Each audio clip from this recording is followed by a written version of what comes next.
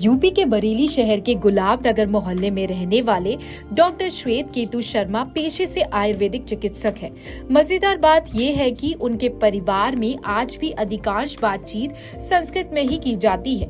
ये उनकी माता की देन है कि पीढ़ी दर पीढ़ी उनके परिवार के सभी सदस्य संस्कृत में बोलते नजर आ रहे हैं। यही नहीं, अब वे अपने पोते को भी संस्कृत भाषा सिखा रहे हैं।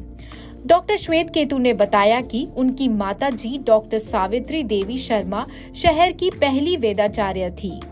वह आर्य कन्या विद्यालय में संस्कृत की लेक्चरर भी रही और उन्होंने अपने जीवन काल में सैकड़ों कार्यक्रमों में संस्कृत में ही व्याख्यान दिए।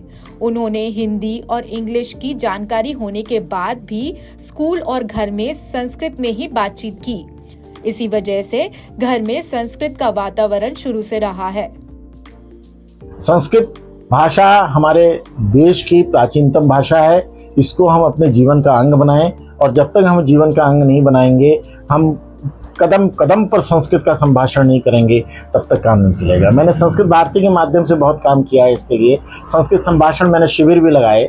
जब अटल बिहारी वाजपेयी सरकार थी उस समय कम से कम 20 शिविर मैंने पूरे बरेली के नगर के अंदर लगाए हैं और जिसके माध्यम से काफ़ी लोगों को संस्कृत संभाषण की मैंने शिक्षाएं दी हैं। और आज भी मैं ये प्रयास करता हूँ कि जो भी हमारे व्हाट्सएप पे या फेसबुक पे कहीं पे भी कुछ हो, तो अगर किसी को संदेश देना है तो मैं कोशिश करता हूँ कि उन्हें संस्कृत में ही संदेश दिया जाए, संस्कृत के गीत लिखे जाएं, संस्कृत के माध्यम से हम समाज को एक नई जागृति पैदा करें।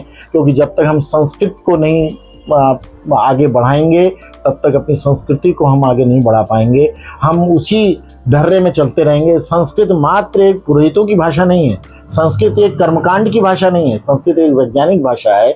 और संस्कृत के माध्यम से वेदों में अनेकों वर्णन ऐसे आए हुए हैं, इस पर मैंने अपना शोध पत्र भी प्रस्तुत किया है कि अनेकों ऐसे वर्णन है जहाँ पर पूरा विज्ञान संस्कृत में है और संस्कृत के माध्यम से ही है। अभी हमारे क्या कहते हैं, ये वैज्ञानिकों ने, इसरो ने इस बात को प्रमाणित किया है कि हम जितने भी ये चंद्रायन अभी लेके गए हैं और भी हम रिसर्च जितनी भी कर रहे हैं सब वेदों के माध्यम से आएंगे।